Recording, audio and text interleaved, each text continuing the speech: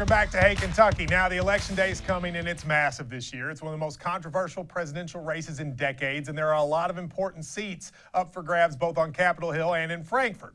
They think a record number of voters could go to the polls, and many of them might need a refresher on what's going on. So the New Circle Circular sent one of their interns out to make a quick primer, and here's what they found.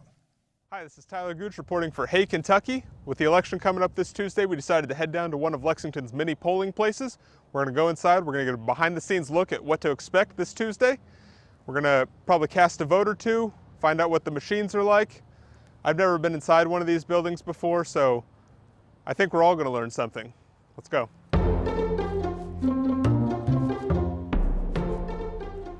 All right, we're inside the library here. We're about to learn a little bit about the voting and how it's going to take place. We're here with Bob. Bob, thank you for joining us. Yeah, absolutely. It's my pleasure. All right, so let's test out one of these voting machines. Okay, I don't have a library card. Oh, these are actually not voting machines. Okay. These are self-checkout machines. The voting machines are under lock and key in one of our conference rooms.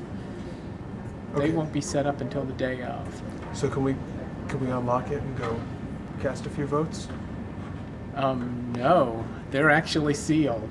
Since Bob wouldn't let me use a voting machine, and I still didn't feel like I had all I needed to know, I decided that I needed to talk to another expert.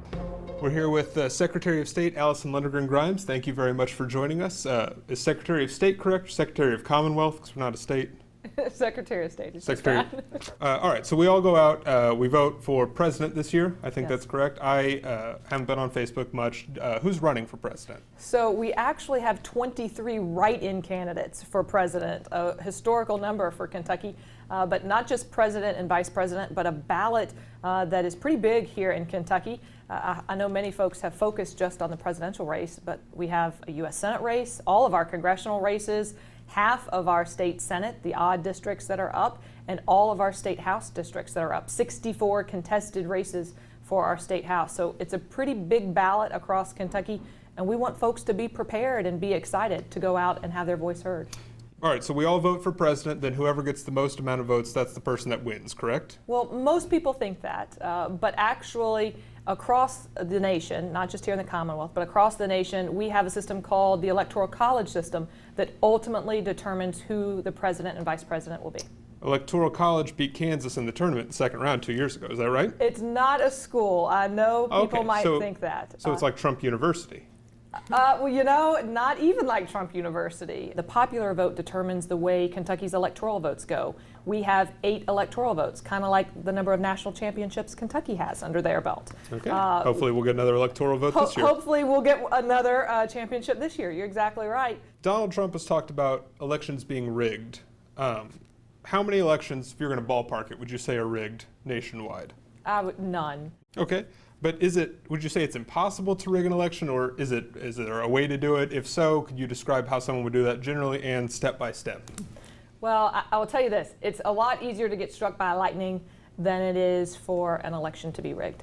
All right, so it's election morning. I've done my prep. I'm ready to go. I want to vote early and often. Can you tell me how to go about doing that? Well, first, you can't vote often. Okay. You can only vote once. Okay. On election day, I want you getting up bright and early, 6 a.m. You're going to be the first in line at your polling location. Definitely. You're going to know where to go because you've checked out govotekentucky.com, and you know what to bring, your proper ID, or you know your precinct election officer so that they can check you in.